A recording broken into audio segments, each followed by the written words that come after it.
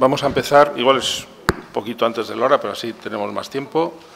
Lo que pasa es que he pensado que estaría bien dejar un momento de, en fin, por eso de que luego no se puede mantener la atención, pero he visto en el streaming que hay por ahí gente a la que no le gusta la música del streaming y se sentían mal, así que para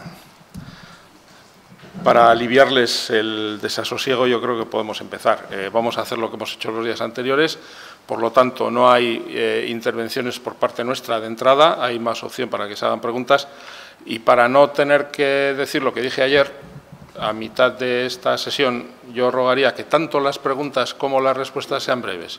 O sea, que las preguntas sean preguntas. Lógicamente se puede opinar, pero sería conveniente que no fueran mini charlas, vamos a decirlo así, y a los que respondan también les voy a pedir un poco de brevedad. Ya sé que para José Manuel esto es un esfuerzo especial, pero se lo pido, porque yo creo que así podrás hablar más veces, José. Así que se puede empezar.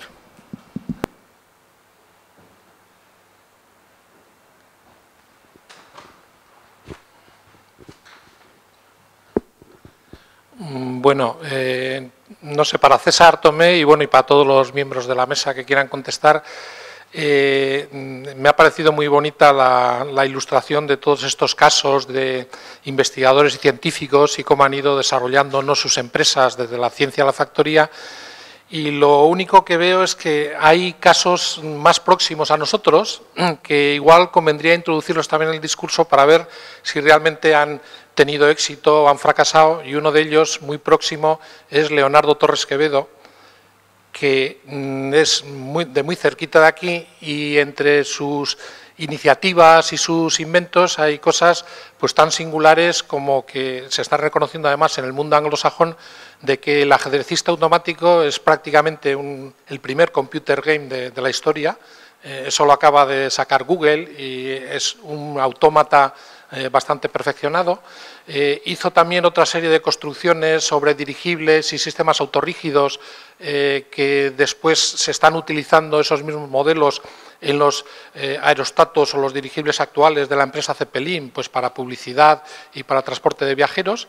Y luego constituyó con unos amigos suyos en Bilbao una empresa que era la Sociedad de Estudios y Obras de Ingeniería, que su primera realización fue el transbordador en el Monte Ulia, y eso después sirvió de base para construir el que actualmente sigue funcionando en la orilla canadiense del Niágara, el Spanish Aerocar. Entonces, para mí es una personalidad que habría que estudiar en el sentido de que sus primeros trabajos científicos, cuando los empieza a publicar, tiene ya prácticamente 50 años, hace inventos que tienen explotación económica, pero no se los dejan o no consigue fabricarlos en España y vende la patente, por ejemplo, de los dirigibles a la Astra Torres francesa. Y bueno, pues podría seguir con los otros ejemplos, el Telequino, que es el primer mando a distancia, e incluso el IE Cubo lo ha considerado como tal, ya que el modelo anterior que hizo Tesla era analógico y el de Torres Quevedo iba por comandos, por órdenes. Introducir un poco en el discurso este tipo de personajes que los tenemos también aquí más cerca y que pueden servir para darnos luces de por qué hoy en día, pues a lo mejor pues surgen o no surgen iniciativas o personajes similares.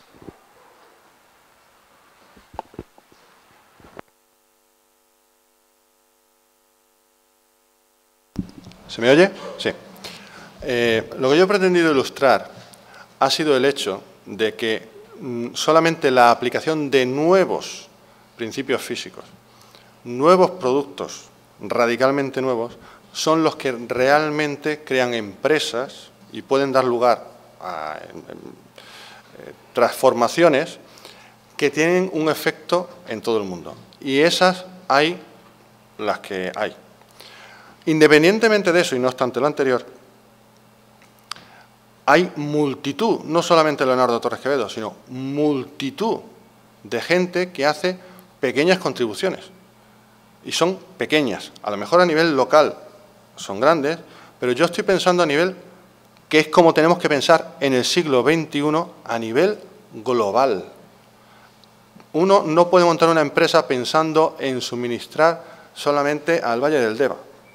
Uno, si quiere de verdad tener éxito, uno tiene que pensar globalmente. Yo he trabajado, por suerte o por desgracia, en una industria pequeñita en cuanto a dimensiones físicas, pero muy innovadora, que no de investigación básica, muy innovadora. Hemos hecho cosas psicodélicas y hemos exportado a 40 países. 40 países. Y de eso no se entera nadie. Y de la innovación que hemos hecho, básicamente porque no la publicamos. Porque si la publicamos, nos la copia la competencia. Entonces, innovaciones de estas y aportaciones hay muchísimas. Se me ocurre ahora mismo, por ejemplo, un premio Nobel, que fue el inventor de la PCR, los biólogos sabrán de qué hablo, que es una forma muy increíblemente rápida de analizar características basadas en el ADN. Por ejemplo, en alimentación se usa la PCR para poder liberar partidas de producto sin esperar el tiempo que tarda en crecer un microorganismo en una placa Petri. Yo lo puedo hacer con una PCR en menos de 24 horas, perfectamente, con lo cual pues, me da más tiempo de vida, ¿verdad? Y bueno, pues eso es revolucionario y sí, aporta, pero como muchas cosas, no termina de ser un cambio radical a nivel global, a pesar de que para los fabricantes de placas Petri pues ha supuesto una dificultad limitada, porque cada una tiene su campo, ¿no? Entonces, en este sentido, pues sí, hay muchísimos innovadores que todos tienen su aportación, pero cuando miramos el cuadro general, ¿a qué debemos aspirar? Debemos aspirar a lo máximo. Esto es artillería, señores. Si queremos, y aquí estamos en San Sebastián, aquí deberíamos saber del uso de cañones. Si yo apunto aquí, lo más probable es que o llegue aquí o me quede por debajo. Yo tengo que apuntar arriba. Es la mentalidad americana. Yo voy a romper, yo voy a dominar el mundo. El afán de monopolio tendría que ser genético, ¿de acuerdo? No hacer pequeña innovación, sino ir a romper. Solamente yendo con ese espíritu, en el camino podemos crear innovaciones que tienen valor económico y que nos permitirán sobrevivir hasta que llegue esa ruptura. Solo una postilla. Diríamos que el telequino este de Torres Quevedo es el único milestone en la historia de la ingeniería que tiene reconocido en la península ibérica el IECubo. Diríamos que hay algunos matices y es que, claro, muchas veces al hablar fundamentalmente de casos anglosajones, la mayor parte de ellos, o alemanes o franceses, pues parece como que estamos hablando de otros mundos. Y es que aquí también hay gente que ha hecho esas cosas. Entonces, yo creo que también es conveniente introducir ejemplos más próximos, si es que los hay. Otros son que también han tenido repercusión mundial, el autogiro de la cierva, por ejemplo, o el submarino de Isaac Peral. Es decir, ha habido algunos inventores o ingenieros españoles que han hecho cosas muy significativas, aunque luego a lo mejor eso no se haya plasmado, y han sido innovaciones radicales, porque el autogiro, desde luego, es un estudio matemático y teórico muy profundo, y después sí que se han llevado a cabo, pero en otros países. Me permitís, al hilo de esta pregunta, y me gustaría hacer un comentario que no sé si compartirán el resto de compañeros de mesa, pero aquí nos pasa algo, nos falta algo, porque en España, por ejemplo, los niveles de productividad científica de los científicos es alta. Y si hay en la sala también más científicos, entonces hay mucho buen paper, que es uno de los indicadores de medir la investigación que se hace, pero luego falta ese salto final, que yo no sé si ya no es una cuestión de dinero, tanto público como privado, que me parece que van quizá por ahí los tiros, de apoyar para dar ese último salto, porque yo creo que tenemos muy buenos investigadores y nuestros investigadores incluso se van fuera y ahí tienen bueno, no sé, yo solo, o sea, ponerlo encima de la mesa, sí, pues dilo, porque ya, digo, hombre, a veces echa en cara, ¿no? Juan Carlos Jarillo, que ya no lo es, pero que cuando a mí me dijo esto, era catedrático de estrategia en la Universidad de Ginebra, en un curso al que yo asistí suyo, dijo, para una buena idea siempre hay dinero, pero tiene que ser una buena idea, una idea rompedora. La cuestión es que no sabes de dónde va a venir y tienes que pensar globalmente, pero para una buena idea siempre hay dinero. Entonces, el dinero es una excusa. Yo no estoy tan de acuerdo. Yo creo que hay un margen y que no el 100%, o sea, las buenas ideas, pero a lo mejor tienes que apostar un poco más para que de 100 salgan 3. Pero claro, el asegurar que esa idea es la buena, bueno, no sé, yo creo que sí que nos falta, ahí hay un lapsus, me parece a mí, no sé. Yo pienso, pero bueno, simplemente por rematar, por no acaparar, y es algo que he intentado dejar entrever un poco en la charla y en mi respuesta anterior, la mentalidad hay que cambiarla, hay que pensar globalmente de forma permanente. Nuestro mercado es el mundo, si pensamos en términos de mercado. La comunidad científica es global y nuestras actuaciones tienen que ser globales, incluso la búsqueda de dinero. Sí, sí. Entonces, el que los bancos españoles no financien es una excusa. Si no financian aquí, que financien en otra parte.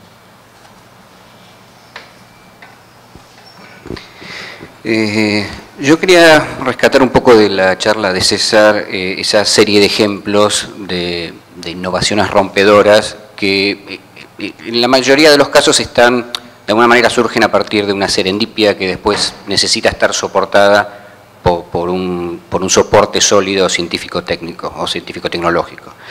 Y vemos también que hay empresas que apuestan y que van en esa dirección, como los laboratorios Bells y otros muchos ejemplos.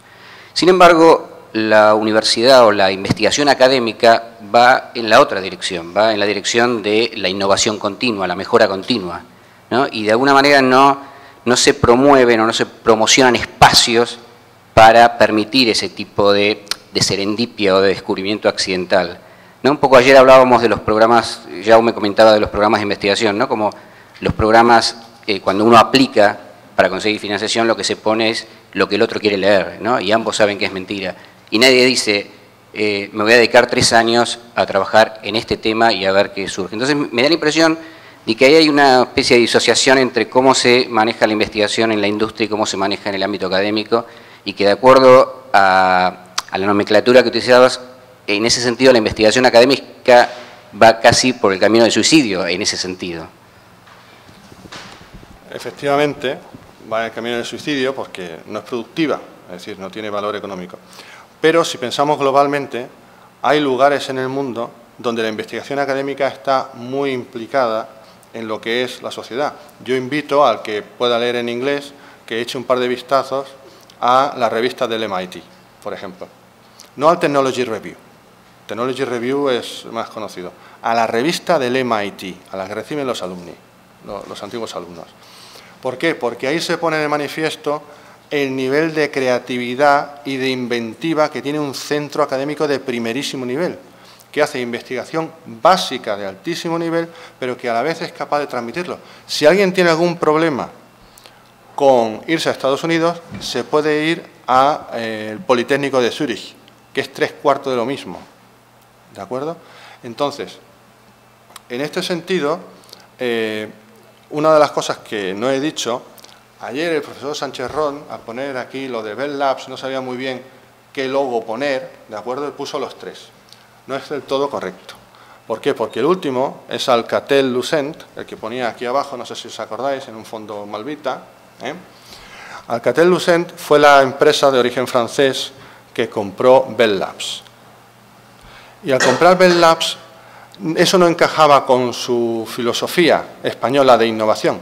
Y ahora Bell Labs, donde antes tenía una pimporrada de científicos, en 2008 tenía 4 físicos.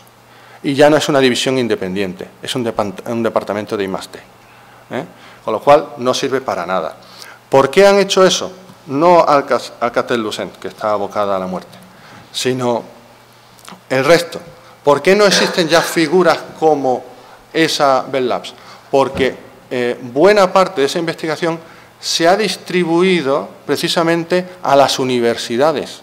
Pero ¿dónde estamos hablando que eso ocurre así? En Suiza. Yo es que hablo Me he referido en un par de ocasiones a Suiza porque seguramente es un sistema que conozco en cierta profundidad. En Suiza la implicación es tremenda, es decir, cualquier cosa que sea un poquito básica, que necesite una industria, ya tiene un politécnico, el de Lausanne o el de Zúrich, que alguien está liado con eso, haciendo la investigación básica pertinente. Por eso ya no tiene sentido tener un departamento de I+D como tal, como investigación básica, si tú estás depositando toda la generación de conocimiento en el ámbito universitario. Existe una excepción, que son las empresas de defensa. Las empresas de defensa hacen investigación básica y financian determinadas investigaciones universitarias. Esto es muy normal en Estados Unidos. Y después están empresas como la de Craig Venter y todo lo demás. Pero en este sentido, toda investigación debería ser automáticamente, incluso la más básica, puede tener una aplicación industrial. Por ejemplo, ¿qué te digo yo? Un radioastrónomo que ha desarrollado un sistema, un programa informático capaz de dilucidar no sé qué fenómeno de tal forma, eso mismo con 4 cambios podría tener una aplicación industrial de 1000 pares de narices y no se investiga. Entonces, esos espacios, la habilitación de los espacios son espacios mentales, es la forma de pensar. Y por eso pienso que determinadas sociedades tienen una ventaja competitiva manifiesta porque ya están en ese mindset, en esa forma de pensar. Por ejemplo, la suiza, por ejemplo, la alemana, por ejemplo, la estadounidense, por ejemplo, la japonesa. Entonces, son líderes y seguirán siendo líderes porque ya piensan de la forma adecuada. Yo quería hacerte un comentario. Has comentado que la investigación académica, o se ha comentado que la investigación académica puede tender al suicidio, ¿vale? Si la entendemos la investigación académica como la investigación básica, yo no estoy absolutamente nada de acuerdo. Y tampoco estoy de acuerdo en que toda la investigación académica que se realice debe tener un objetivo industrial, ni muchísimo menos, y de una aplicación en una empresa, para nada. Es más, la investigación genera conocimiento. Y tú no sabes si el conocimiento que tú has generado, y a mí me ha ocurrido, el conocimiento que yo he generado investigando con un objetivo que me había planteado, al final no se pudo aplicar ese objetivo. Pero 25 años más tarde resulta que aquellos estudios que tú habías realizado, sí que con ese conocimiento que generaste se aplican en una cosa absolutamente distinta a la que tú habías pensado en un principio. Entonces no tenemos que estar obsesionados con que la investigación académica o la investigación básica debe ser para buscar un objetivo industrial o un rendimiento económico inmediato. Ahora bien, lo que sí que es cierto, y en eso quiero ser claro, es que existe un problema grave entre el intercambio de conocimiento entre la investigación que se realiza en la universidad y la que se realiza en la empresa. Mi primera beca de investigación fue en el año 93 y fue con una empresa. Era una modalidad que había dentro del programa nacional de intercambio de conocimiento, intercambio de personal también entre centros públicos de investigación y empresas privadas. Aquel programa fue un auténtico desastre. Estoy hablando del año 93, estamos en el año 2013 y hace poco fui a una reunión del programa Marco donde se dijo que había que fomentar el intercambio de conocimiento y de personal entre las universidades o centros de investigación públicos y la empresa privada. El mismo discurso que se hacía en el año 1993. Algo sí que estamos haciendo mal en ese sentido. Sí. Perdón, una aclaración. Quizás debería aclarar, soy investigador, hago investigación básica, tengo convenios con empresas para hacer investigación aplicada. Lo que quería decir es, en un sentido más amplio, y también estoy de acuerdo contigo en que no toda la investigación tiene que ser aplicada. Mi pregunta iba en un sentido más amplio, incluso solamente por promover, por investigar, en tanto que incrementar el conocimiento. Ni siquiera en ese sentido asumimos riesgos. Yo creo que somos una sociedad que asumimos mucho menos riesgos que, por ejemplo, la sociedad americana, ¿no? Mi pregunta iba en esa dirección, ¿no? Yo creo que no estamos dispuestos a asumir riesgos y a decir, bueno, hay una pequeña parte del presupuesto de investigación que se destina a ver qué sale, dentro de ciertos límites, obviamente. Bueno, yo voy a aprovechar que tomo la palabra ahora para comentar varias cosas, pero creo que tienen que ver. A mí es que me sigue resultando muy difícil hablar de investigación básica aplicada por varias razones, pero sobre todo porque a veces tengo la impresión de que no ponemos quizás el énfasis en otra distinción que es fundamental, que es investigación relevante e investigación irrelevante, por exagerar un poco. Lo que quiero decir con esto es que hay proyectos de investigación que se dedican a la resolución de problemas relevantes, de problemas importantes, y proyectos de investigación que se dedican a la resolución de problemas absolutamente irrelevantes. Y creo que eso es una diferencia que no se tiene normalmente en cuenta, en concreto, de cara a la financiación. Si toda la investigación que se realizase concretamente en centros públicos de investigación fuera investigación relevante, o sea, para abordar la resolución de problemas relevantes, ya sé que alguien tiene que decidir qué es relevante y qué es irrelevante, y esto no es sencillo, y habrá quien diga que lo suyo lo es a toda costa, pero yo creo que realmente no es tan difícil, y estoy pensando en aquellos pingüinos que se caían de espaldas o hacia arriba al pasar el avión, como investigación irrelevante. Bien, lo que iba a decir es que esto es algo que no se tiene en cuenta en los programas de financiación de lo que es las políticas públicas de investigación, y debiera tenerse en cuenta, porque cuando se abordan problemas relevantes, seguramente estamos más cerca de esa condición a la que ha aludido César de poner el objetivo muy alto, ¿no?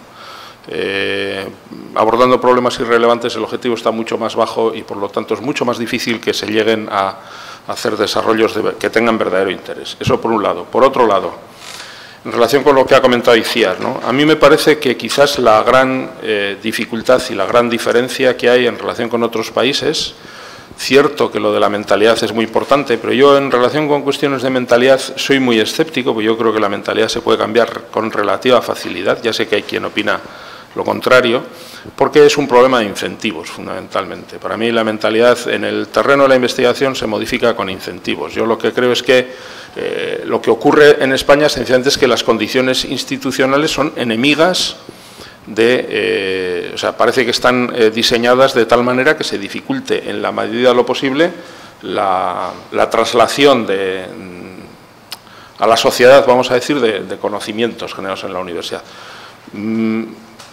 No voy a profundizar en esto porque esto es más una cuestión casi de políticas públicas y yo no creo que es el interés de este curso, lo de las políticas públicas, ¿no? Y en tercer lugar, bueno, ya se me ha olvidado lo que iba a decir en tercer lugar, o sea que esto quiere decir que casi con toda seguridad lo tendré que decir después. Me ocurre con muchísima frecuencia, se me van las cosas de la cabeza, en fin, supongo que son los efectos de la edad. Luego volveré sobre ello.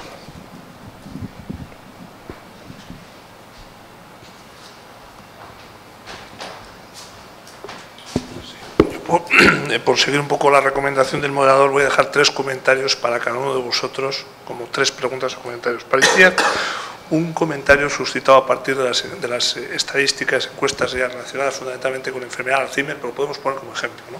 Que a veces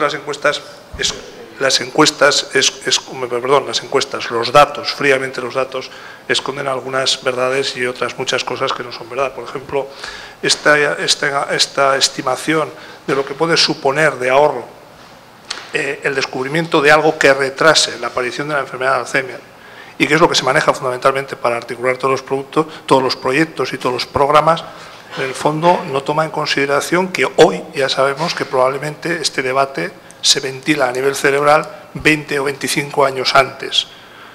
Por lo tanto, probablemente esos tratamientos no van a curar nunca la enfermedad de Alzheimer, sí la van a retrasar, y la cuestión está, ¿cuál es el impacto que va a tener esto en la sostenibilidad de todos nuestros sistemas? Pensad un poco lo que supone toda esta gente, es decir, enfermos, pero 5 años más.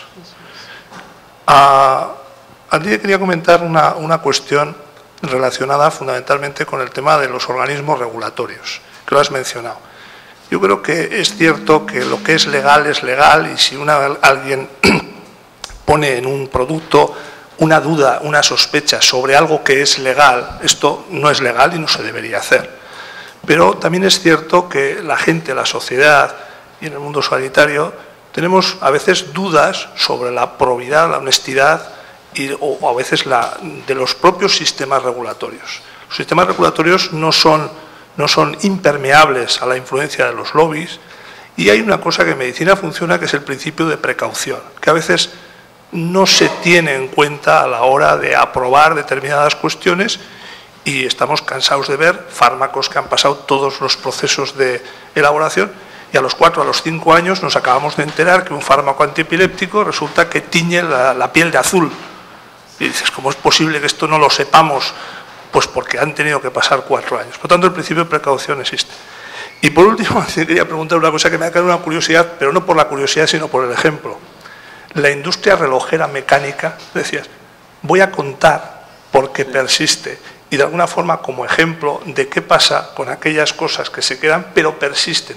¿Qué matiz tienen estas que no, diríamos, la innovación las ha matado, pero todavía perviven? ¿Cuál sería la característica común? Bien, bueno, sí, pues nada, empiezo yo. Bueno, en realidad es que lo has explicado muy bien. O sea, estos estudios lo que hacen es, bueno, primero que son estudios que veremos hasta qué punto se cumplen. Y lo que hacen es decir, bueno, como, con lo que sabemos ahora de esta enfermedad y suponiendo que los tratamientos no porque la curen, sino porque efectivamente hagan que se instauren más tarde, pues eso hará que se ralentice y por tanto los casos serán menores. Y entonces ese es el juego ya tanto de cifras de pacientes como de cuánto sería el ahorro económico. Bien, no es más que un estudio, pero es un ejemplo de cómo ellos además ellos son muy optimistas, o sea, confirman, porque todo el estudio está basado en que con el estado de la ciencia y los conocimientos que tenemos y lo que se está investigando ahora, podremos tener unos tratamientos que prevengan, o unas guías que prevengan esto y, por tanto, podemos disminuir el impacto de la enfermedad. Y eso, pues, en otras. Bueno, los americanos son bastante optimistas. ¿Puedo intervenir? Sí. Yo es que con el Alzheimer, perdón, pero yo es que con el Alzheimer soy muy beligerante. Mentira todo. Mentira. ¿Así? Sí. Mentira. O sea, ¿no crees que va a haber No. nunca tratamientos que lo puedan, nunca puedan no. retrasar Nunca su no. implantación? Todos los fármacos que están ahora mismo en experimentación no van a funcionar. Ah, bueno. ¿Por qué? ¿Alguien sabe la etiología de la enfermedad? No, ¿verdad? Se acabó. Pero ya... Investigación básica. Claro. Aquí en el Alzheimer lo único que cabe hacer es investigación básica. Sí. El ensayo y error no funciona. Se ha demostrado de forma consistente en todo el desarrollo de fármacos para Alzheimer que no funcionan, porque básicamente no se sabe qué es lo que hay. Si yo retiro la beta amiloide del medio, provoco un problema en otra parte. Si disuelvo las placas de beta amiloide, perdón por los que hablo lingo, un momentito. Si yo me dedico a disolver las placas de beta amiloide, estoy provocando un problema en otra parte. ¿Y ahora qué hacemos con la tau? Es decir, si no sabemos cuál es el origen, si eso puede ser sintomático, ¿qué hacemos atacando un síntoma? ¿Me explico? Entonces, los medicamentos que se están desarrollando actualmente, como muchos que se han hecho anteriormente, son literalmente ensayo y error. Optimismo, pues todo el que sea necesario para conseguir financiación. Pero realmente, cuando tú no sabes lo que está ocurriendo de verdad, y eso solamente nos lo puede dar la investigación básica, lamentablemente yo soy muy pesimista. Y yo probablemente tenga el gen del Alzheimer. Bueno, solo aclarar que ellos no hablan de que la esperanza esté solo en los X medicamentos que están ahora en ensayos clínicos, fase 1, etcétera, sino que ellos hablan también de la investigación básica. Ellos hablan de que lo que no podemos hacer es parar la investigación ni por la crisis ni por nada, que necesitamos realmente que la investigación básica siga. Y bueno, y también por los potenciales medicamentos, pero la investigación básica dará con la etiología y luego ahí tendremos los tratamientos. Pero si alguno funciona será porque suene la flauta. Bueno, como en otras ocasiones, ¿no? Quizá. Mire, respecto a lo que me has preguntado a mí, vamos a ver. A mí no me gusta, no quiero entrar sobre la honestidad de los agentes evaluadores, porque eso es un parámetro que no podemos medir. Y sería peligroso traspasar esa frontera y pensar que hay una regulación, pero quien ha realizado esa regulación, la honestidad que tiene puede estar influido por ciertos parámetros. Ahí creo que no debemos entrar para nada. Ahora bien, sí que has hablado de algo que me gustaría incidir, que es que existe el principio de precaución. Por supuesto que existe, pero no solamente existe, sino que cuando se hace una normativa de ese tipo, el principio de precaución ya se tiene en cuenta. ¿A qué me refiero? En el campo de la alimentación, por ejemplo, cuando se habla, porque tú he entendido que lo estabas enfocando hacia la seguridad, ¿vale? Más que hacia la funcionalidad, por el ejemplo que has puesto. Cuando se aprueba un aditivo, se estudian las dosis letales, y las dosis letales en animales. Y la dosis que luego se acepta en humanos, y es la que se comercializa, está muy lejos de esa dosis letal que se ha visto en animales. Pero es que cuando nosotros oímos una noticia de han retirado tal aditivo, eso no significa, y hay que dejarlo muy claro, que ese aditivo que el día anterior estaba en la superficie comercial se estaba comercializando a una dosis por la cual se ha retirado y que era peligrosa. No. Resulta que se pueden haber visto, y para eso están los cauces pertinentes, se puede haber visto que existía algún riesgo a concentraciones muy superiores a las que se estaban comercializando. Entonces, por una parte, entrar en el tema de la honestidad, y fíjate que lo he puesto en una de las viñetas, que se habla de la FDA y de la EFSA como que no son mecanismos, y además no son personas al final los que lo realizan, pero que no podemos entrar en ese juego. Y segundo, los controles sanitarios, por ejemplo, con el tema de los aditivos que he comentado, son tan fuertes que es absurdo en estos momentos hablar de que puede haber algún riesgo, alguna toxicidad, y que incluso cuando sale alguna alerta, esa alerta está muy lejos en concentración a la cual se estaba consumiendo.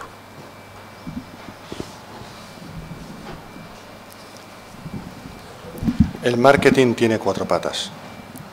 Una es producto, la otra es precio, la otra es la vía de comercialización y la otra es irrelevante. Lo que hicieron las industrias manufactureras, lo que hacen muchas, es que cuando digo de relojería, lo que hicieron fue reinventarse. ¿Alguien aquí compra su reloj para que le dé la hora? Ese no, ese tampoco, ese tuyo para nada, aquel tampoco, ninguno. Se compran porque son bonitos, se compran por prestigio, se compran por lo que sea. Un reloj básico con todas las funciones necesarias cuesta 12 euros. Cada céntimo que se pague por encima de eso, estás comprando otra cosa. Entonces, lo que hicieron las empresas relojeras fundamentalmente fue crearse como industrias de complementos. Incluso la tecnología que aplican ahora, y yo es que soy muy aficionado a la relojería, que aplican ahora, por ejemplo, yo que sé, Girard-Perregaux, para quien lo conozca, es una firma de altísimo nivel, comercializa una cosa que se llama tourbillon sous 3 ponts d'or, que es un turbillón bajo 3 puentes de oro, pues que ahora mismo el precio de venta debe andar, pues no lo sé cuánto estará. Lo pienso en pesetas, pero debe estar sobre los 150.000 euros, ¿vale? Y te dice la hora y malamente. El otro de 12 euros te lo dice con mayor precisión. Entonces, lo que hicieron fue eso, reinventarse. Muchas empresas lo que hacen es reinventarse como producto basado en la imagen de marca. Uno no se compra un Rolex para que le dé la hora. Uno se compra un Rolex para presumir de Rolex, que sí, que tiene una tecnología relojera, la caja tal, todo lo que tú quieras, pero se compra por cosas distintas de que te dé la hora. Apple tiene esa tendencia, es un producto de imagen, aunque se está haciendo los mismos productos que hay. El otro día un amigo me decía que se había comprado un iMac por una barbaridad de dinero. Ese cacharro no hace nada que no haga mi cacharro, el que yo tengo, y el suyo costó 3 veces, pagó 3 veces lo que yo pagué por el mío. Pues en eso se basa el lujo, Y en muchas ocasiones estas empresas que consiguen reinventarse, se reinventan precisamente mediante imagen de marca. ¿De acuerdo? Me he acordado de lo que iba a decir en tercer lugar. Se refiere a las investigaciones que no tienen relación directa con la industria, lo cual no quiere decir que no sean aplicables, y tampoco quiere decir que no sean relevantes. Pueden ser perfectamente relevantes, muy relevantes, y puede que no sean aplicables a la industria, pero quizás son aplicables en otros entornos. Por ejemplo, la investigación ambiental. Uno puede estar estudiando el plancton del Golfo Pérsico, por ejemplo, porque sabe que el estudio del plancton del Golfo Pérsico le va a dar las claves del funcionamiento global de los ecosistemas acuáticos en el mundo, ¿no? Y porque a partir de la información que obtiene de la distribución del plancton en el Golfo Pérsico puede quizás saber qué consecuencias van a tener unos ciclos climáticos determinados en distintos ámbitos. Este es un ejemplo, y Itziar puso el otro día algún ejemplo en ciencias cognitivas también. Yo creo que hay muchas de estas investigaciones. En fin, el catálogo puede ser, no voy a decir que infinito, pero bueno, puede ser muy extenso. En cualquier caso, valen igualmente los principios a los que César se ha referido en relación con la transferencia al mundo industrial. Entiendo que valen exactamente igual para cualquier otro campo. Quiere esto decir que en todo caso hay que poner el objetivo alto, porque si de lo que se trata es de generar un conocimiento que ejerza efectos positivos en los términos en los que estamos hablando aquí, me da igual que sean en términos industriales, a efectos de la salud humana, a efectos de una mejor comprensión del funcionamiento de la sociedad o de una posible mejora del sistema educativo, en cualquiera de estos casos, no es lo mismo trabajar en las áreas correspondientes para resolver problemas irrelevantes, problemas pequeños, problemas que solo le interesan a 4 personas o a 5 personas especialistas, que trabajar en cuestiones verdaderamente relevantes. Esta distinción es fundamental y es la distinción que debiera conducir en términos de políticas públicas a apostar por una cosa que está muy mal vista, la palabra cada vez peor, pero que yo reivindico una y otra vez, que se llama la excelencia. Lo siento, pero la excelencia existe. Hay países, hay universidades, hay centros de investigación que hacen investigación de excelencia. Esto no es un adjetivo lujoso, o sea, meramente lujoso, que no va a ninguna parte, existe. Hay países que apuestan, hay sociedades que apuestan porque sus universidades, y si no les gusta la palabra excelencia, podemos decir las mejores del mundo. Lo que quiero decir con esto es que desde cualquier punto de vista lo que tenemos que aspirar, entiendo yo, es a ser los mejores del mundo, porque aspirando a ser los mejores del mundo igual somos los 10º algún día, pero desde luego conformándonos en nuestros ámbitos de trabajo con ser colas de león, lo más seguro es que acabemos siendo colas de ratón. Y si apostamos por ser cabeza de ratón, también lo más seguro es que seamos cola de ratón. Por lo tanto, de lo que se trata es de abordar problemas importantes, de tratar de tener a los mejores y de resolver los problemas que abordamos. Bueno, yo lo que quisiera decir es que soy partidario de la innovación. Y soy partidario de la innovación en el sentido de mejorar la eficacia y la eficiencia de todos los de productos, de sistemas, de organización, de todo. Algo que, digamos, debía cubrir a toda la sociedad, no solamente en las industrias, sino en la universidad, en la administración, en lo que sea.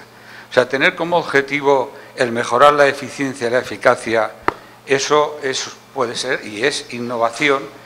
Y me daba con un canto en los dientes si en este país, digamos, consiguiéramos que en todos esos ámbitos o en todas las industrias hubiera una mentalidad de innovación, la cual, a continuación digo, es un magnífico semillero para llegar a pensar, a optar a la excelencia, a las técnicas rupturistas, a la investigación básica, a lo que haga falta para, digamos, dar el salto de pasar de la bicicleta, no digo al coche de carreras, a lo mejor a la moto de momento y después al coche del señor Alonso. O sea, quiero decir que la innovación es una herramienta que me parece que no es nada despreciable, sino que es un camino, es una formación de cultura dentro de la sociedad, no solamente de la industria, debiera ser de la sociedad. y para llegar, digamos, a esas metas de excelencia que todos ansiamos. Pero creo que el salto hay que pasar por algún sitio, pero que por el sitio donde hay que pasar es la innovación. A ver, César, eso es tu tesis. ¿Vamos a hacerte una enmienda a la totalidad? No. No, vamos a ver. Desde que existen industrias, existe ese discurso. Seguramente el proponente en gestión de empresas, yo hablo ahora mismo de empresas, pero que se puede extrapolar a lo que sea, en cualquier tipo de organización, fue Peter Drucker. Eso está todo dicho. El problema es que vamos tarde. Si nos centramos en España, el problema es que se va tarde. Es decir, la mentalidad de mejora continua ya está en la filosofía de lo que en su momento se llamó calidad total. El movimiento de calidad total que hubo en muchos sitios cuando se puso de moda la famosa ISO 9000 y todo eso, lo que se pretendía precisamente era una norma cuyo cumplimiento favoreciese que cualquier tipo de organización imperase un espíritu de mejora continua. De hecho, era uno de los objetivos expresos de esa norma. ¿Cuál es el problema? Que, por ejemplo, en España y en bastantes países, casi todos del sur de Europa, la instauración de esa norma, lo único que conllevaba era la obtención de un certificado. Echa la ley, echa la trampa, ese certificado te lo pedían, pero ¿qué ocurre? Que, como digo muchas veces, la innovación y la creatividad no se puede favorecer, ni provocar, ni nada de por el estilo, de arriba abajo, sino que es al revés, es de abajo arriba. Decía antes, es un problema de mentalidad, no es un problema de nada que pueda hacer ningún organismo público. Lo que tienen que hacer los políticos es no molestar. Lo que tienen que hacer los políticos es no molestar, en el sentido de dejar de poner trabas donde no son necesarias, facilitar cosas, pero no instaurarse ellos como guías y tal. ¿Por qué? Porque la creatividad ya la tiene la gente de por sí. Lo único que tenemos que habilitar mecanismos, que los mecanismos se habilitan quitándolos, no molestando, que permitan que la gente pueda desarrollar su creatividad. Pero la idea de mejora continua, como decía, se instauró en su momento y ahora mismo lo que es un certificado que muchas instituciones tienen que integran seguridad y riesgos laborales, medio ambiente y calidad. ¿De acuerdo? Eso es lo que te permite, si se instaurase de verdad, porque yo he sido responsable de la instauración de ese tipo de principios en industria. El problema es, siempre chocas con lo mismo, la mentalidad de las personas. Si se llega a instaurar de verdad, lo único que estás es favoreciendo que si surge una buena idea, la puedas aprovechar, pero no te la va a generar el sistema por sí mismo. ¿Me explico? Que sí, que hay que llegar, pero también se puede llegar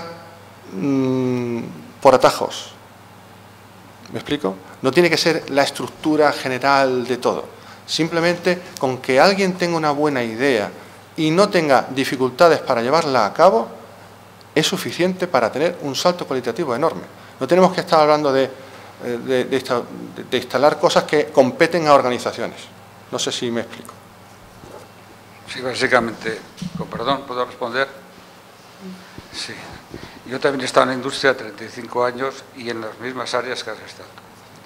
Entonces, mi experiencia es que no es un problema de arriba abajo ni de abajo arriba, es un problema de que, sobre todo el jefe, esté imbuido de una cultura y de una voluntad y de un espíritu que desde luego no tapone, no deje salir toda esa efervescencia, que efectivamente el hombre es un animal, digamos, muy imaginativo y muy cambiante, y hay que aprovecharlo, evidentemente.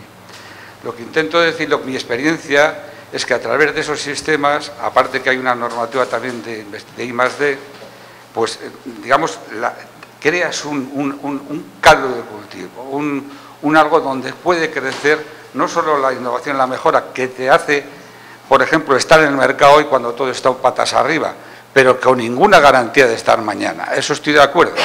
Entonces hay que seguir, aparte de pedalear, hay que buscar si hay alternativas radicales al sistema.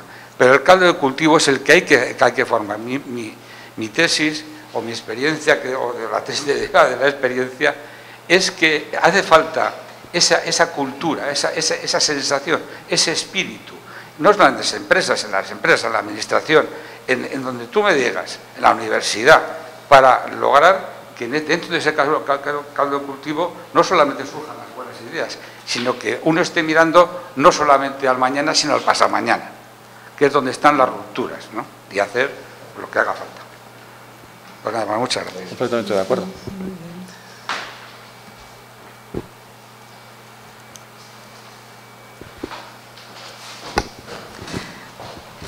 Sí, para ti. Has hablado de que lo importante es cambiar la mentalidad, el mindset. ¿Qué propones para hacerlo? Es una actuación individual. No propongo nada. Es decir, vamos a ver, nosotros tenemos costumbre de que venga alguien y nos diga cómo se hacen las cosas, ¿de acuerdo? A ver qué estructuras tenemos. Una es la que apuntaba él. Por ejemplo, yo soy un gran partidario del espíritu de la ISO 9000, ¿de acuerdo? ¿Por qué? Porque favorece la recogida sistemática de información, el análisis de esa información, ver dónde se ha fallado, aprender de los errores y todo eso. Eso es una educación en ello. Pero el cambio de mentalidad, el problema, yo soy muy pesimista, ¿eh? En general soy optimista, ¿no? Yo vivo muy bien, soy muy feliz, voy a vivir mucho tiempo, ¿eh? Pero como estoy informado, pues soy en general pesimista. El problema yo lo atribuyo a que nosotros no estamos solos, sino que estamos en un entorno social. Y cambiar la mentalidad de una sociedad es muy difícil y muy complicado y no lo puede hacer nadie a golpe de decreto ley. ¿De acuerdo? Entonces, tú puedes tener islas de creatividad en organizaciones en las que impere un espíritu abierto, creativo y sistemático a la hora de aprender de los errores. Y si van teniendo éxito y otros lo van imitando, pues iremos un poquito mejor. Pero así, ¿qué puedo recomendar de forma general para cambiar la mentalidad de la gente? Yo sería político si supiese cómo se hace eso. ¿Me explico? Yo me dedicaría a la política porque cambiaría la mentalidad del mundo. Yo aquí podría dar otra conferencia ahora mismo sobre la influencia de los antecedentes culturales en la forma de pensar de las personas y cómo determinadas tradiciones, algunas de ellas religiosas, no redundan precisamente en el avance científico tal y como lo estamos entendiendo. Sí se puede avanzar científicamente, hay ejemplos magníficos en ese sentido, pero que anquilosan ese tipo de pensamiento.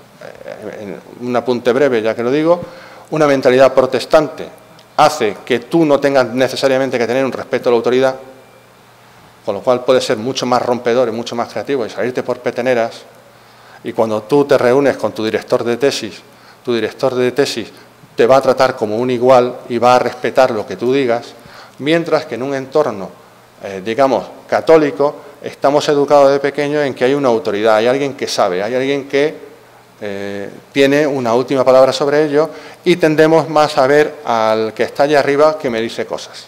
¿De acuerdo? Eso dificulta la creatividad, la iniciativa.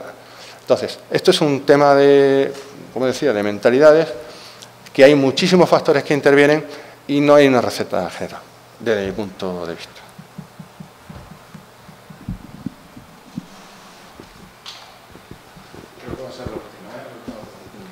No, simplemente continuar un poquito en la línea de la pregunta y la respuesta. Estoy de acuerdo en que es, no diría imposible, pero es muy difícil cambiar mentalidades de arriba hacia abajo. Pero como has dicho, las mentalidades creativas están, pero yo insisto en que es necesario crear espacios para que esas mentalidades se desarrollen. Tanto en la industria, en la sociedad, en la universidad, en el ámbito académico. Islas. Exacto. Sí, pueden ser archipiélagos, mejor. Hay muchos casos conocidos de gente en España que ha tenido proyectos creativos muy interesantes y que se han tenido que marchar a San Francisco a desarrollarlos porque ahí encontraron las condiciones, los mecenas y financiación, etcétera. Entonces, yo creo que el potencial humano está. Entonces, lo que sí se puede hacer de arriba hacia abajo es crear los espacios para que ese potencial humano se desarrolle. Básicamente quitándose de en medio.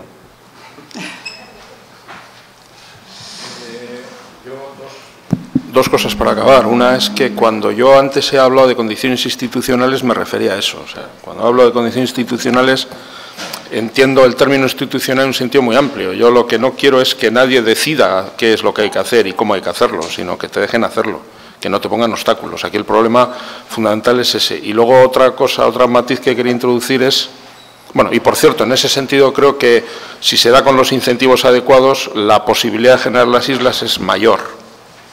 Porque también puedes contar con gente que tiene otra mentalidad, que venga de fuera, por ejemplo.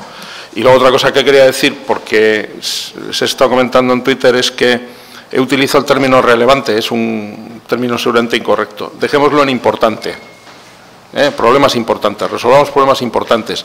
Los que seamos capaces de identificar hoy como importantes y si además somos capaces de adivinar el futuro, que es imposible, pues los del futuro. Bueno, yo creo que con esto, no sé si alguien quiere decir algo para acabar. No, yo, respecto a lo que ha dicho Iñaco ahora mismo, creo que el principal problema, y lo has comentado antes por encima, es quién decide. Es decir, quién decide qué es relevante o qué es importante y más en cómo está estructurado ahora mismo el sistema. El sistema ayer se comentaba aquí, se hablaba también de los sistemas de evaluación, de quién evalúa y no son normalmente agentes externos al sistema. Entonces, y respecto a lo que has comentado, y ayer lo comentábamos en la comida, creo, montar una empresa ahora mismo es una aventura increíble. Ahora, facilita el montar la empresa y no pongas trabas a montarla. Bueno, como no es posible que yo te deje que tú acabes el turno y lo tengo que acabar yo porque para eso soy el coorganizador del curso, cuando vaya yo a Murcia, a Mordor, a alguna cosa, pues tendrá que ser al revés, pero en lo que estemos aquí... No, tendrá que ser como yo diga. Eso es, a eso me refiero. Pues ahora va a ser como digo yo. Creo que con esto de identificar lo importante y lo no importante, en España, y voy a decir en España, somos especialistas en no querer ver la realidad. O sea, tenemos una tendencia enfermiza a buscar disculpas para todo. Disculpas. Pensamos, la culpa la tiene fulano, la culpa la tiene mengano. Nadie piensa en cuál es su responsabilidad nunca en relación con las cosas, eso por un lado, y por otro, no nos engañemos. Yo no sé cómo funciona el campo de la sociología, no tengo ni idea. Pero yo en mi campo, en biología, sé dónde están los mejores, sé cómo lo hacen, sé cómo hacen los mejores. No necesito que nadie me asesore para decidir qué es importante y qué no, porque sé que los mejores están resolviendo problemas importantes y sé quiénes son los mejores. Y creo, y esto puede sonar muy dogmático, que a lo mejor lo es, que no reconocerlo así es sencillamente no querer hacer frente a los grandes problemas, es conformarse con la mediocridad. O sea, creo que hay muchas coartadas intelectuales que utilizamos recurrentemente para no afrontar los grandes retos. Es una opinión con la que les saludo a todos ustedes y les invito a que el próximo año, cuando Ikerbasque y la Cátedra de Cultura Científica volvamos a organizar otro curso como este, nos citemos aquí de nuevo en verano en Donosti para hablar de estas cosas. Muchas gracias.